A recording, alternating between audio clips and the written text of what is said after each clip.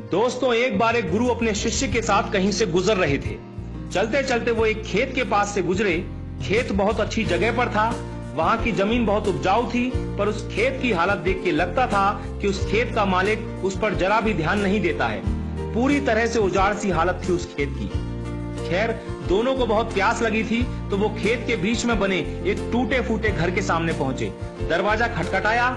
अंदर से एक आदमी निकला। उसके साथ उसकी पत्नी और 3 बच्चे भी थे। सभी फटे पुराने कपड़े पहने हुए थे। गुरु ने पानी मांगा। उस आदमी ने उनको पानी पिलाया।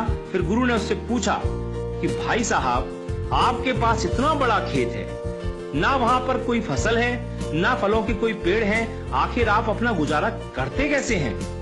आदमी ने जवाब दिया, जी हमारे पास एक भैंस है, वो काफी दूध देती है, उसको बेच के कुछ पैसे मिल जाते हैं और बचे दूध का सेवन करके हमारा गुजारा चल जाता है। चूंकि शाम काफी हो गई थी, तो गुरु और शिष्य ने रात को वहीं रुकने का तय कर लिया। आधी रात को जब सब गहरी नींद में सो गए, तब गुरु ने शिष्य को उठाया और कहा कि चलो चलो, हमें अभी यहाँ से निकलना है, पर जाने से पहले हम उस आदमी की भैंस को पहाड़ से गिराकर मार डालेंगे। ऐसा करने का शिष्य का जरा भी मन नहीं था। उसे यह बहुत गलत लगा, पर वो गुरु की बात को टाल नहीं सका।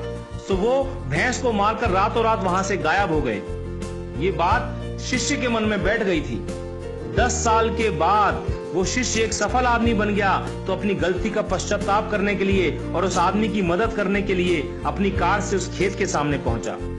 पर वहां उसने देखा कि उजाड़ खेत एक शानदार फलों के बगीचे में बदल चुका था। टूटे फूटे घर की जगह एक शानदार बंगला खड़ा था। जहां एक अकेली भैंस बंधी होती थी, वहां कई अच्छी नस्ल की गाय और भैंसें बंधी हुई थी। शिष्य ने सोचा कि शायद वो परिवार अपनी जमीन किसी को बेच के कहीं चला गया है, और ये सोचकर वो वापस लौटने लगा, तो उसे खेतों में वही 10 साल पहले वाला आदमी दिखाई दे गया। शिष्य उसके पास पहुंचा, बोला, शायद आपने मुझे पहचाना नहीं, 10 साल पहले मैं आपसे मिला था।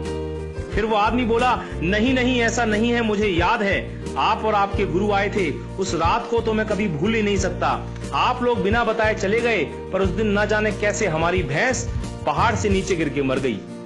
कुछ दिन तो समझ ही नहीं आया कि क्या करें, पर जीने के लिए कुछ तो करना था, सो लकड़ी काट कर बेचने लगा।